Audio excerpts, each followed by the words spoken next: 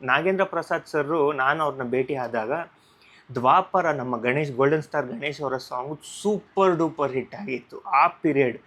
ಯಾರೆಲ್ಲ ಹೊಸೊಬ್ರು ಈ ನನ್ನ ಚಾನಲ್ನ ನೋಡ್ತಾ ಇದ್ದೀರಾ, ದಯವಿಟ್ಟು ಸಬ್ಸ್ಕ್ರೈಬ್ ಮಾಡಿ. ನಿಮ್ಮ ಪ್ರೋತ್ಸಾಹ ಬೇಕು, ನಿಮ್ಮ ಬೆಂಬಲ ಬೇಕು ಅಂತ ಹೇಳ್ತಾ, SV ಮ್ಯೂಸಿಕ್ ಚಾನಲ್ ತುಂಬ ಚೆನ್ನಾಗಿ ರೆಸ್ಪಾನ್ಸ್ ಬರ್ತಿದೆ. ನಮ್ಮ ಪ್ರೀವಿಯಸ್ ಪ್ರಾಜೆಕ್ಟ್ ಜ್ವರ ಬಂದಿದೆ, ಜುಲೈ 14ಗೆ 1 ಇಯರ್ ಆಯಿತು.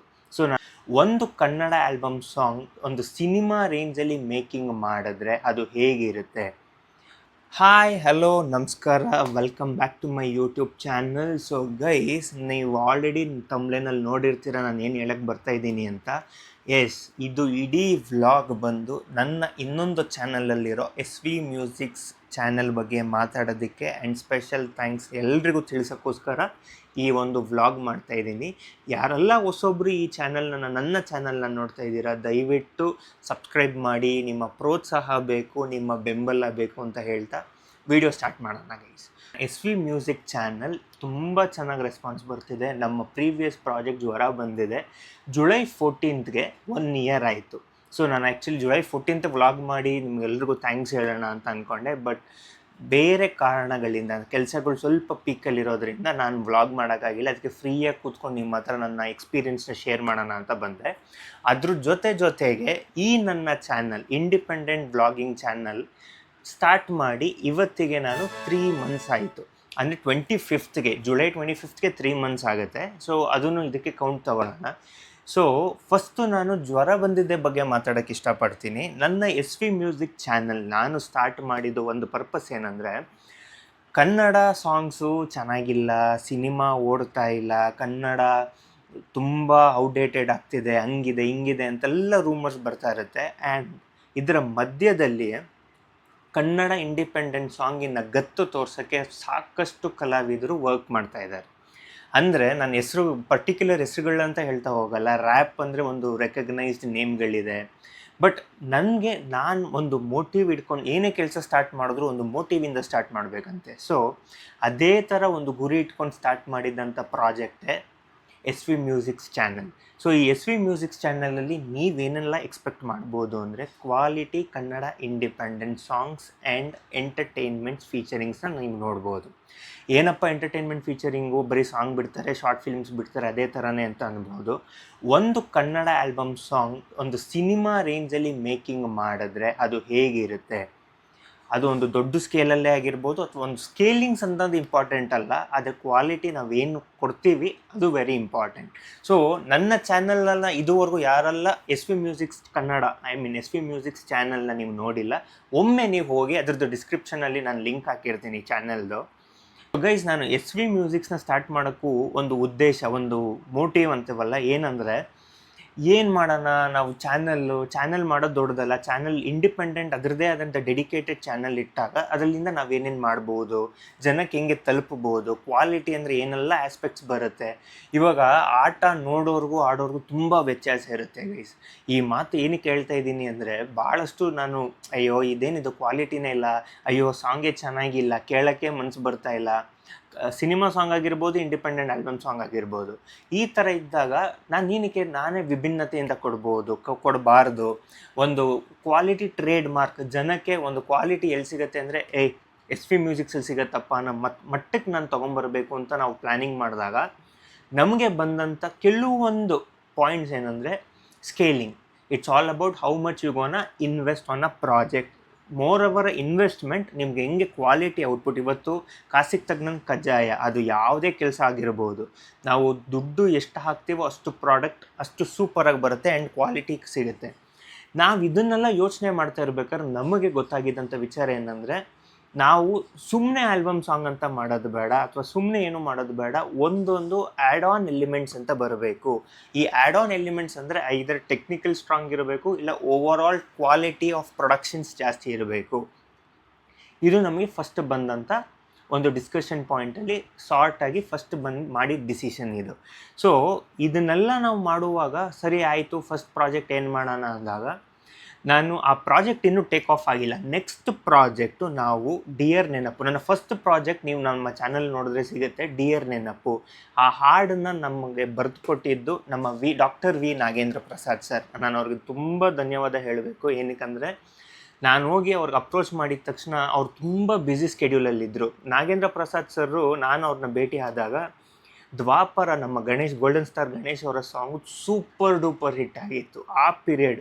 ಸೊ ಆ ಸಾಂಗ್ ರಿಲೀಸ್ ಆಗಿ 1 ವಾರನೋ 2 ವಾರನೋ ನಾನು ನಾಗೇಂದ್ರ ಪ್ರಸಾದ್ ಸರ್ನ ಮೀಟ್ ಮಾಡೋಕ್ಕೆ ಹೋಗಿದ್ದು.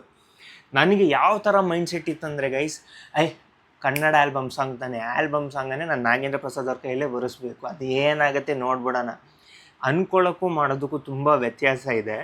ಸೊ ಈ ಮೈಂಡ್ಸೆಟ್ ಇಟ್ಕೊಂಡು ನಾನು ನಾಗೇಂದ್ರ ಪ್ರಸಾದ್ ಸರ್ನ ಒಂದ್ಸತಿ ಭೇಟಿ ಆಗ್ಬಿಡೋಣ, ಅದೇನಿದೆ ಮಾತಾಡೋಣ ಅಂತ ಹೋದರೆ. ನಾಗೇಂದ್ರ ಪ್ರಸಾದ್ ಸರ್ ನಿಜವಾಗ್ಲೂ ನಾನು ಈ ವಿಡಿಯೋ ಮುಖಾಂತರ ನಾನು ಅವರ ವ್ಯಕ್ತಿತ್ವಕ್ಕೂ ನಾನು ಅಭಿಮಾನಿ ಆದೆ. ಯಾಕಂದರೆ ಅವ್ರು ಎಷ್ಟು ಹಂಬಲ್ಲಾಗಿ ಹೇಳಮ್ಮ. ಆ್ಯಕ್ಚುಲಿ ನಾಗೇಂದ್ರ ಪ್ರಸಾದ್ ಸರ್ ನನ್ನ ಭಾಳ ಸಣ್ಣ ವಯಸ್ಸಿಂದ ನೋಡಿದ್ದಾರೆ, ನನ್ನ ಭಾಳ ನನ್ನ ಕ್ಲೋಸ್ ಫ್ಯಾಮಿಲಿ ಫ್ರೆಂಡ್ ಕೂಡ ಅವರು.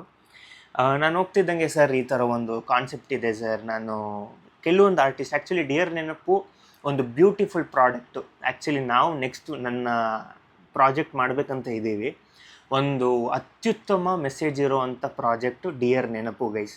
ಸೊ ನಾನು ನಾಗೇಂದ್ರ ಪ್ರಸಾದ್ ಸರ್ಗೆ ಕಾನ್ಸೆಪ್ಟ್ ಹೇಳಿದೆ, ಅವ್ರಿಗೆ ಭಾಳ ಇಷ್ಟ ಆಯಿತು ಕಾನ್ಸೆಪ್ಟು.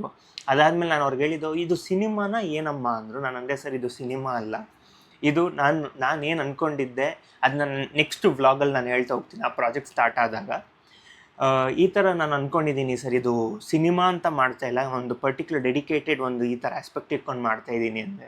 ಅವ್ರಿಗೆ ಕಾನ್ಸೆಪ್ಟ್ ಕೂಡ ಭಾಳ ಇಷ್ಟ ಆಗಿ ಅವ್ರು ಒಂದೇ ಮಾತು ಹೇಳಿದ್ದು, ನಾನು ಸಪೋರ್ಟ್ ಮಾಡ್ತೀನಿ ಹೋಗಮ್ಮ, ನಾನು ಹಾಡು ಬರ್ಕೊಡ್ತೀನಿ ಅಂದರು. ಈ ಪ್ರಾಜೆಕ್ಟ್ ಬರೀಬೇಕಾದ್ರೆ ನಾಗೇಂದ್ರ ಪ್ರಸಾದ್ ಸರ್ ಮನೆಗೆ ನಾನು ಹೋಗಿದ್ದು ರಾತ್ರಿ 10 ಗಂಟೆ. ಸರ್ರು ಕೂಡ ಬರೆಯೋಕ್ಕೆ ಸ್ಟಾರ್ಟ್ ಮಾಡಿದ್ದು 10 ಗಂಟೆ. 10 ಗಂಟೆಯಿಂದ 11 ಕಾಲಷ್ಟೊತ್ತಲ್ಲಿ ಸರ್ರು ಹಾಡು ಬರೆದು ಮುಗಿಸ್ಬಿಟ್ರು. ಆ್ಯಂಡ್ ಅದರದ್ದು ಹಾಡು ಕೂಡ ನಾವು ರಿಲೀಸ್ ಮಾಡಿದ್ದೀನಿ ಆಲ್ರೆಡಿ ನಮ್ಮ ಚಾನಲಲ್ಲಿ, ಹೋಗಿ ಕೇಳಿ. ಎಷ್ಟು ಅತ್ಯುತ್ತಮವಾಗಿ ಬಂದಿದೆ, ಅದ್ಭುತವಾಗಿ ಬಂದಿದೆ ಅಂದರೆ ಸೂಪರ್ ಆಗಿದೆ ಗೈಸ್. ಅದದು ಲಿರಿಕಲ್ ವಿಡಿಯೋ ಮಾತ್ರ ಬಿಟ್ಟಿದ್ದೀನಿ, ಯಾಕೆಂದರೆ ಪ್ಲ್ಯಾನಿಂಗ್ ಇನ್ನೂ ಸರಿ ಇರಲಿಲ್ಲ ಆ ಪ್ರಾಜೆಕ್ಟ್ದು ಅಂತ. And so first project take off ಆಗಿದ್ದು, ನಾನು ಒಬ್ಬರು ಸಿನಿಮಾ ರಿಲೇಟೆಡಲ್ಲಿರೋರನ್ನ ಕರ್ಕೊಂಬಂದು ಮಾಡಿಸ್ಬೇಕು ಅಂತ ಇದ್ದಾಗ ಫಸ್ಟು ಆನ್ ಬೋರ್ಡ್ ಬಂದಿದ್ದು ನಮಗೆ doctor V Nagendra Prasad sir.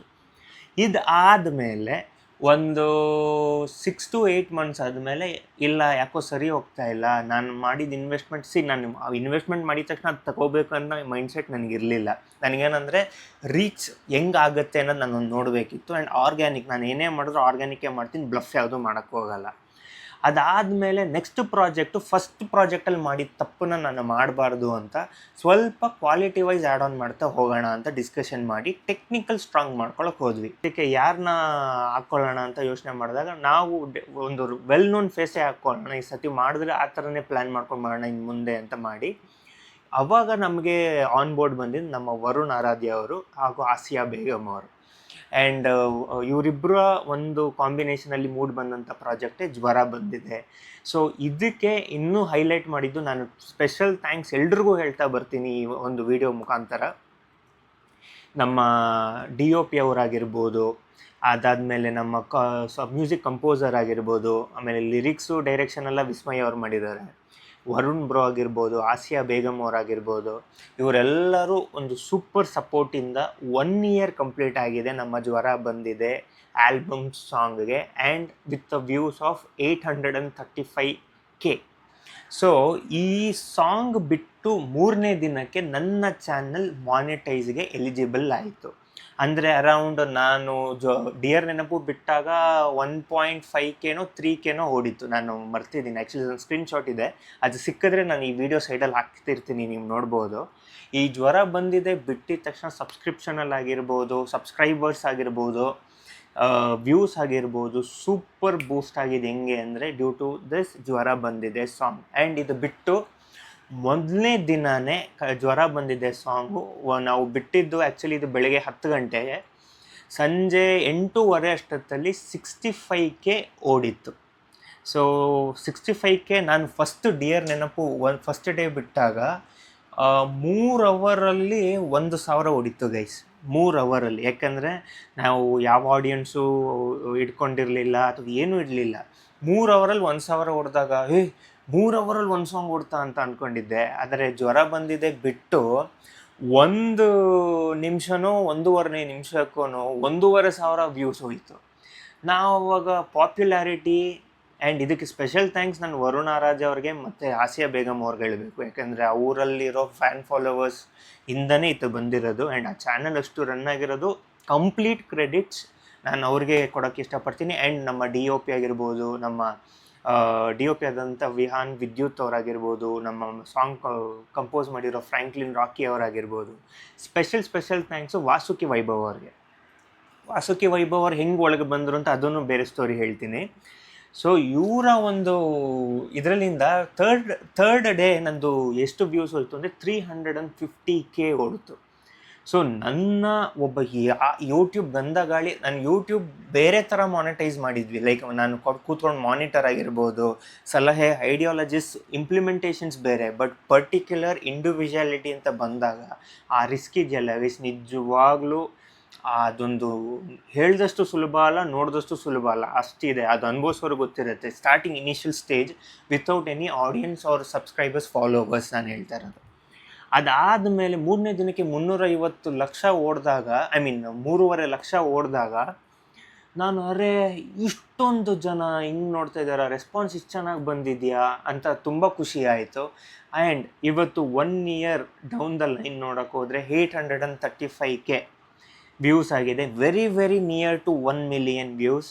So special thanks ನಮ್ಮ ಕನ್ನಡ ಜನತೆಗೆ ಹೇಳ್ತೀನಿ. ಸ್ಪಾಟಿಫೈಯಲ್ಲಾಗಿರ್ಬೋದು, ಜಿಯೋ ಸಾವನ್ ಎಲ್ಲ ಪ್ಲ್ಯಾಟ್ಫಾರ್ಮ್ಸಲ್ಲೂ ಕೂಡ ತುಂಬ ಚೆನ್ನಾಗಿ ರೆಸ್ಪಾನ್ಸ್ ಹೋಯಿತು. ಆ್ಯಂಡ್ 1 ಮಿಲಿಯನ್ ಭಾಳ ಸಮೀಪದಲ್ಲಿದ್ದೀವಿ, ಭಾಳ ಬೇಗ ಕೂಡ ಮುಟ್ತೀವಿ. ಸೊ ಇದರ ಮುಖಾಂತರ ನಾನು ಇನ್ನೂ ಒಂದು ಕ್ಲೂ ಕೊಡ್ತಾಯಿದ್ದೀನಿ. ಈ ಸತಿ ನೆಕ್ಸ್ಟ್ ನಾನು ಆ ವ್ಲಾಗ್ನ ಕೂಡ ಅಪ್ಲೋಡ್ ಮಾಡ್ತೀನಿ. ಇನ್ನೂ ಸ್ಟಾರ್ಟ್ ಆಗಿಲ್ಲ ಪ್ರಾಜೆಕ್ಟು. ನೆಕ್ಸ್ಟ್ ಪ್ರಾಜೆಕ್ಟು ಜ್ವರ ಬಂದಿದೆಗಿಂತ ನೆಕ್ಸ್ಟ್ ಲೆವೆಲಲ್ಲಿ ಬರ್ತಾಯಿದೆ ಗೈಸ್. ಇದು ಏನಂದರೆ independent album song, out of the state ಹೋಗಿ ಬ್ಯಾಕ್ಗ್ರೌಂಡ್ ಮ್ಯೂಸಿಕ್ಸ್ನ ಮಾಡೋದಾಗಿರ್ಬೋದು. ಅವ್ರ ಟೆಕ್ನಿಷಿಯನ್ಸ್ ಹೇಳಿದ ಪ್ರಕಾರ ನಾನು ನಿಮಗೆ ಹೇಳ್ತಾ ಇರೋದು. ಮೊಟ್ಟ ಮೊದಲ ಸಾಂಗ್ ಅಂದರೆ ಏನಂದರೆ high reputed Tamil Nadu music composer. ನಾನು ನೆಕ್ಸ್ಟ್ ವ್ಲಾಗಲ್ಲಿ ಹೇಳ್ತಾ ಹೋಗ್ತೀನಿ ಕ್ಲೂಸ್ ಕೊಡ್ತಾ. ಅವರ ಒಂದು ಕಾಂಟ್ಯಾಕ್ಟ್ಸ್ ಇಟ್ಕೊಂಡು ಬ್ಯಾಕ್ಗ್ರೌಂಡ್ ಮ್ಯೂಸಿಕ್ಸ್ನ ತಮಿಳ್ನಾಡುವಲ್ಲಿ ನಾವು ಮಾಡಿದ್ದೀವಿ. ಆ್ಯಂಡ್ ಸಾಂಗು ಕೂಡ ಭಾಳ ಅದ್ಭುತವಾಗಿ ಬಂದಿದೆ. ಇದು ಯಾರ ಸಾರಥ್ಯದಲ್ಲಿ ಬರುತ್ತೆ ಎಲ್ಲನೂ ನಾನು ಆ ಶೂಟಿಂಗ್ ವ್ಲಾಗ್ಸ್ ಎಲ್ಲ ನಾನು ಅಲ್ಲಿ ಮಾಡ್ತಾ ಹೋಗ್ತೀನಿ, ಹೀರೋ ಯಾರು, ಹೀರೋಯಿನ್ ಯಾರು ಅಂತ. ಆದರೆ ಟ್ರಸ್ಟ್ ಮೀ ಗೈಸ್, ಇದು ಜ್ವರ ಬಂದಿದೆಗಿಂತ ನೆಕ್ಸ್ಟ್ ಲೆವೆಲ್ ಇರುತ್ತೆ. ಟೀಮಲ್ಲಾಗಿರ್ಬೋದು, ಟೆಕ್ನಿಕಲ್ ಆಗಿರ್ಬೋದು, ಎಲ್ಲದರಲ್ಲೂ. ಸೊ ನಿಮ್ಮ ಸಪೋರ್ಟಿಂದ ನೆಕ್ಸ್ಟ್ ಪ್ರಾಜೆಕ್ಟ್ ಮಾಡ್ತಾಯಿದ್ದೀವಿ ಭಾಳ ಅತಿ ಶೀಘ್ರದಲ್ಲಿ. ಅದು ಕೂಡ ನಾನು ನಿಮಗೆ ವ್ಲಾಗಲ್ಲಿ ತಿಳಿಸ್ತಾ ಹೋಗ್ತೀನಿ.